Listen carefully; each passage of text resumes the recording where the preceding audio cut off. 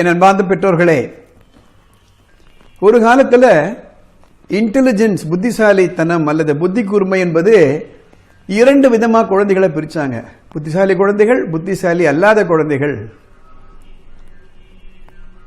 ஆனால் Howard Gardner என்ற ஒரு ஆராய்ச்சியாளர் புத்திசாலித்தனம் 8 வகைப்படும் அப்படின்னு சொன்னார். உங்க குழந்தை கணக்கில் மார்க் வாங்கலையா, மக்குன்னு சொல்லிட்டாதீங்க. அந்த குழந்தைகிட்ட வேற ஏதோ ஒரு புத்திசாலித்தனம் இருக்கும். செஸ்ஸில் விளையாடலாம். உங்க குழந்தை பாட்டு பாடலையா, ஆசைப்படுறீங்க பாட்டு பாடணும்னுட்டு, இல்லையா ஒருவேளை டான்ஸ் ஆடலாம். இது ரெண்டுமே இல்லையா, படிப்பே வரலையா, ஒரு காலத்தில் அவன் பெரிய ஸ்போர்ட்ஸ்மேனாக வரலாம். ஸோ இது போன்று பல கருத்துக்களை கொண்டுதான் இந்த நிகழ்ச்சியை நான் ஏற்பாடு செய்திருக்கிறேன். ஸோ என்ன சொன்னது வரையிலே, born genius, made genius. உங்களுக்கு எல்லாம் ஒரு திரைப்பட பாடல் நினைவுக்கு வரும். எந்த குழந்தையும் நல்ல குழந்தை தான் மண்ணில் பிறக்கையிலே, நல்லவராவதும் தீயவராவதும் அன்னை வளர்க்கையிலே. அப்போ உங்ககிட்ட இருக்கக்கூடிய குழந்தைகளுடைய உண்மையான ஒரு திறமையை வெளி உலகத்திற்கு கொண்டு வருவது எப்படி? வெளி உலகத்திற்கு. இது உங்க வீட்டுக்குள்ளே இருக்கக்கூடிய குழந்தைகளே நல்ல பாட்டு பாட குழந்தை, அல்லது உங்க தெருவிலேயே நல்ல பாட்டு பாட குழந்தை உங்க குழந்தை, அல்லது உங்க பள்ளிக்கூடத்திலேயே உங்க குழந்தை படிக்கக்கூடிய பள்ளிக்கூடத்திலேயே நல்லா பாட்டு பாடுற குழந்தை, அதையும் கடந்து உங்க ஊர்ல இருக்கக்கூடிய அனைத்து பள்ளிக்கூடங்களையும் சேர்ந்து ஒரு போட்டி வைக்கிறாங்க, அதுல ஃபர்ஸ்ட் மார்க் ஃபர்ஸ்ட் பிரைஸ் வாங்குறான் உங்க குழந்தை. அடுத்த லெவல்ல போகும்பொழுது அந்த இருக்கக்கூடிய டிஸ்ட்ரிக்ட்ஸ் எல்லாத்திலும் சேர்ந்து முதல் பிரைஸ் வாங்குறான் பாட்டுல. அது மட்டுமல்ல, ஸ்டேட்லயே நல்ல பாட்டு பாடுற குழந்தைன்னு பேர் வாங்கிடுறான். அதையும் கடந்து பல மாநிலங்களை சேர்ந்த இந்தியாவிலேயே நல்ல குரல் வளம் மிக்க ஒரு குழந்தை என்ற ஆல் இண்டியா லெவல்ல வாங்கலாம். அதையும் கடந்து உலகத்திலேயே சிறந்த பாட்டு பாடக்கூடிய குழந்தை உங்கள் குழந்தை. கொஞ்சம் யோசனை பண்ணி பாருங்க, இது உங்களுக்கு பிடிக்குமா பிடிக்காதா? உங்க குழந்தை கையில ஒரு இன்டெலிஜென்ஸ் இருக்கு. அது செஸ் இருக்கலாம், டேபிள் டென்னிஸ் இருக்கலாம், கிரிக்கெட் இருக்கலாம், படம் வரையக்கூடிய ஒரு திறமையாக இருக்கலாம், ஆற்றலாக இருக்கலாம். சரியான நேரத்தில் அதை இனம் கண்டு கொண்டு சரியான வழிகாட்டுதலை இந்த குழந்தைக்கு கொடுத்தால் உலக அளவில் சாதிக்க முடியும். அது எப்படி சார் முடியும் என்ற ஒரு கேள்வி வருது இல்லையா உங்க மனசுல? அதுக்குன்னு ஒரு வழி இருக்கிறது. அதாவது ஒரு விளைவை ஏற்படுத்த வேண்டும் என்றால் அந்த விளைவு மகோன்னதமான ஒரு விளைவாக இருக்க வேண்டும். நீங்க அப்படி நினைக்கணும்னு நான் சொல்லல. அப்போ நீங்க எல்லா குழந்தையுமே பெஸ்டா தான் வரணுமா சார், உலக அளவில் தான் சார் வரணுமா சார், அப்ப டென்ஷன் வந்துடாதா சார்? தேவையில்லையே. நீங்க நினைக்கலாமே, இல்லையே இது போறோம் இந்த ஸ்கூல்லயே பெஸ்ட் பிரைஸ் வாங்கினா போறோம், இல்ல இந்த ஊர்லயே பெஸ்ட் பிரைஸ் வாங்கினா போறோம் நினைக்கலாம், ஒன்றும் ப்ராப்ளம். ஆனால் உங்களுடைய முன் உதாரணங்கள் எல்லாம் ஒரு பெரிய உலக அளவில் அச்சீவ் பண்ணணும் என்று இருந்தால், அப்படி நீங்களும் நினைத்து உங்க குழந்தையும் நினைத்தால் அதுக்கு உண்டான வழிகாட்டுதல் தான் இந்த தொடர் நிகழ்ச்சிகள். ஃபார் எக்ஸாம்பிள், உங்க வீட்டு இருக்கக்கூடிய ஒரு குழந்தை ஷட்டில் காக்ல நல்லா விளையாடுறா. அவளை கேட்கிறேன், உனக்கு என்ன ஒரு குறிக்கோள் அப்படின்னா, சாம்பியன்ஷிப் வாங்கணும் சார், உலக அளவில் நான் சாதிக்கணும் சொல்றாங்க அப்படின்னு விருப்பப்படுறா. பெற்றோர்களும் விருப்பப்படுறாங்க. அப்ப வெறும் விருப்பம் வந்தா போருமா? பயிற்சின்னு சொல்லுவீங்க. ஆமா, பயிற்சி வேணும். அப்ப எல்லா பயிற்சியுமே வந்துருமா? எல்லாருக்கும் தான் ஷட்டில் காக் விளையாடுறாங்க, எல்லாரும் தான் கோச்சுக்கிட்டு போறாங்க. அது எப்படி PV சிந்து மாத்திரம் உலகத்திலே 2வது இடத்தை அடைய முடிந்தது? அப்போ ஒரு கேள்வி வருது உங்க மனசுல, what separates expert performers from less expert performers? சொன்னேன், what separates expert performers from less expert performers? அதாவது உலக அளவில் பர்ஃபார்ம் பண்றாங்க இல்லையா, அது கிரிக்கெட் ஆகட்டும், செஸ் இருக்கட்டும், டான்ஸ் ஆக இருக்கட்டும், பாட்டாக இருக்கட்டும், என்னவா இருக்கட்டும், அவங்களுக்கும் லெஸ் எக்ஸ்பர்ட் என்ன வித்தியாசம்? அதுதான் நம்ம பார்க்க போறோம். அதுக்கு முன்னாடி சில எக்ஸாம்பிள் கொடுக்குறேன். மைக்கேல் ஃபெல்ப்ஸ் என்ற ஒரு அமெரிக்கர், அவர் பெரிய நீச்சல் வீரர். 28 கோல்டு மெடல் நீச்சல் அவர் வாங்கியிருக்காரு. All time records in Olympic gold medals. ஒலிம்பிக்ல மாத்திரம் 23 gold medal. The most gold medals ever won. ஒரு தனி மனிதனாக இது நாள் வரையிலே உலகத்திலேயே இத்தனை கோல்டு மெடல் ஒலிம்பிக்ல வாங்கின ஆட்களே கிடையாது. அந்த மைக்கேல் ஃபெல்ப்ஸ். இதுதான் நான் சொல்றேன், உலக அளவு பர்ஃபார்மன்ஸ், வேர்ல்ட் கிளாஸ் எக்ஸலன்ஸ்.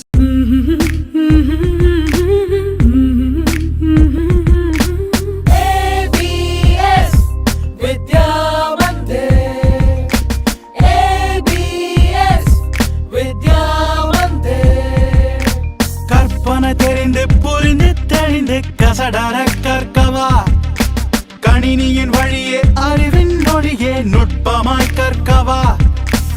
இசை நடனம், தற்காப்பு கலைகள், யோகாவும் நாம் கற்கலாம். வாழ்வில் முன்னேறும் நெறிகள் யாவுமே பயிலலாம். ஆற்றல் அது கொண்டு ஏற்றம் பல கண்டு கனவை நிறைவாக்கி ஜெயித்திடவா. திரும்பும் திசை எங்கும் திறமையது மின்னும் வித்தை பழகிட வழியுண்டு வா. ABS இது அறிவின் உலகம். ABS இது வெற்றியை எழுதும். ABS இது பல்கலை தோட்டம். ABS துணைப்பாரினில் உயர்த்தும். CBSE பாடத்திட்டத்தில் சேர்ந்து பயில ABS Vidya Mandir, Tiruvallur. ABS Vidya Mandir. Kristen Bernard என்ற ஒரு டாக்டர், ஒரு சவுத் ஆப்பிரிக்கன் டாக்டர், 1960s அவர் தான் முதல்ல இருதய மாற்று சிகிச்சை, அதாவது ஒரு மனிதனுடைய இருதயத்தை எடுத்து இன்னொரு மனிதனுக்கு வைத்து எங்க வைத்தவர் வச்சிடலாம், எங்க வைத்தவர் டாக்டர் கிறிஸ்டியன் பெர்னார்ட். எத்தனையோ ஹார்ட் சர்ஜன்ஸ் இருக்காங்க, இன்னைக்கும் இருக்காங்க. ஆனா அது எப்படி இவர் மாத்திரம் உலக அளவில் அச்சீவ் பண்ண முடிஞ்சது?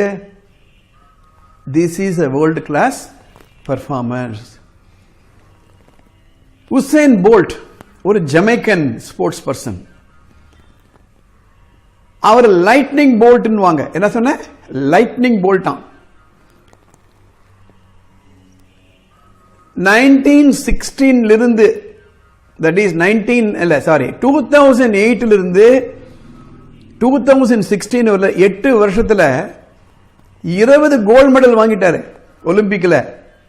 100 மீட்டர்ஸ், 200 மீட்டர்ஸ், 4x100 மீட்டர்ஸ். அவர் தான். இத்தனைக்கும் மிக சாதாரண குடும்பத்தில், ஏழ்மையான குடும்பத்தில் பிறந்தவர் Usain Bolt. This is another example of world class performance.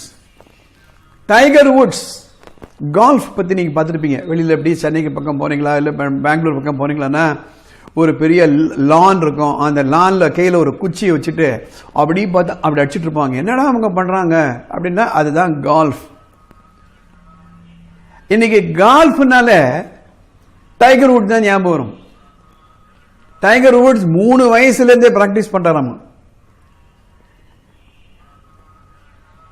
இன்னைக்கு உலக அளவில் அச்சீவ் பண்றதுல லிஸ்ட்ல முதல் இடத்திலேயோ இல்லது 2வது இடத்திலேயோ டைகர் வுட்ஸ். இதுதான் உலக அளவு பர்ஃபார்மன்ஸ். நம்ம ஊருக்கு வருவோம். MS சுப்புலட்சுமி அவர்கள். இன்றைக்கு வெளிநாடுகள்லாம் போனீங்கன்னா மகாத்மா காந்தி அப்படின்னு சொல்ற அளவில் MS சுப்புலட்சுமின்னு சொல்லுவாங்க, பாட்டு ஞானம் இருக்கவங்க. இன்றைக்கு கூட MS சுப்புலட்சுமி அவர்களுக்கு இணையாக எந்த ஒரு பாட்டு பாடகரும் சொல்லிக்க கூட மாட்டாங்க. அந்த அந்த கேப் இன்னும் இருக்கிறது.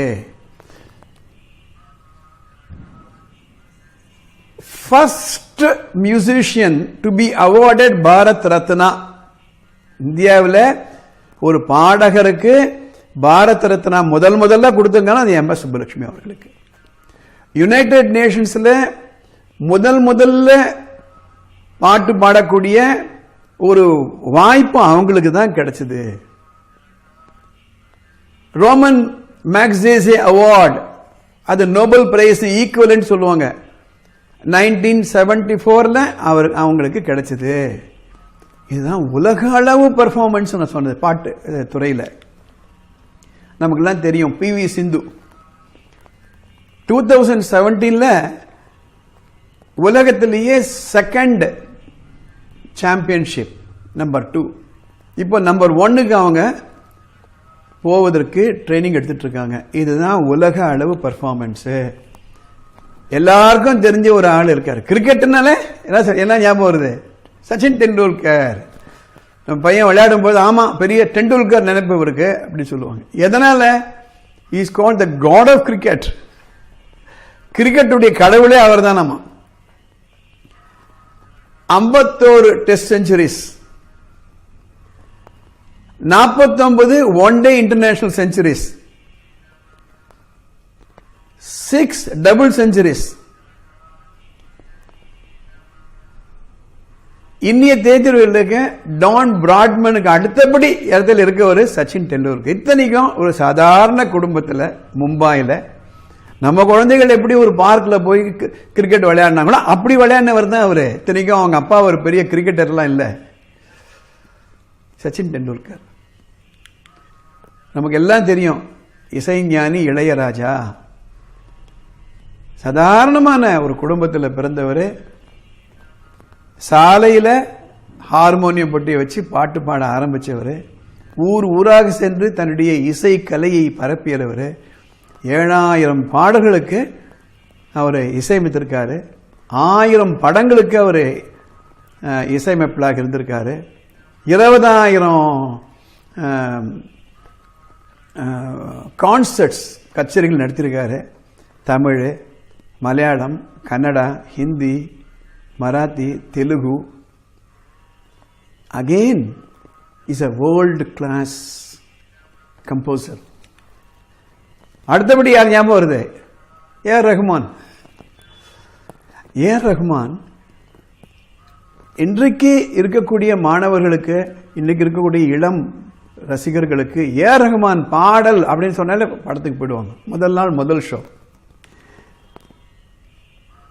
மறக்க முடியாத ஒருத்தர் இருக்காரு, விஸ்வநாதன் ஆனந்த். நம்ம சென்னையை சேர்ந்தவர். 5 முறை வேர்ல்ட் சாம்பியன்ஷிப், 1 முறை 2 முறை இல்லை, செஸ்ஸில் world championship 5 times in a row, கன்சிக்யூட்டிவா தொடர்ந்து. விஸ்வநாதன் ஆனந்த். பழசு எடுத்து பார்க்கும்பொழுது லியோனார்டோ டா வின்சி என்று ஒரு பெரிய பெயிண்டர். மனோலிசா என்ற அவருடைய பெயிண்டிங் இன்றைக்கு கூட ஒரு பொக்கிஷம், கலை பொக்கிஷம். இவர்களெல்லாம் எப்படி வெற்றி பெற்றார்கள்? அவங்களுக்கு இருக்கக்கூடிய அந்த ஆற்றல் எப்படி உலகத்திற்கு கொண்டு வந்தார்கள்? அதற்கென்று ஒரு வழிமுறை இருக்கிறதா? ஒரு சீக்ரெட் ஃபார்முலா இருக்கிறது. மீண்டும் சொல்றேன், உங்கள் குழந்தையும் ஐன்ஸ்டீன் ஆகலாம், உங்கள் குழந்தையும் விஸ்வநாதன் ஆனந்த் ஆகலாம், உங்கள் குழந்தையும் டைகர் வுட்ஸ் ஆகலாம், உங்கள் குழந்தையும் ஏஆர் ரஹ்மானாகவோ இளையராஜா அவர்களாகவோ ஆகலாம். எப்படி என்று அறிந்து கொள்ள ஆவலாக இருக்கிறார்களா? அடுத்த எபிசோட்ல பார்ப்போம். ABS வித்யா மந்திர், திருவள்ளூர்.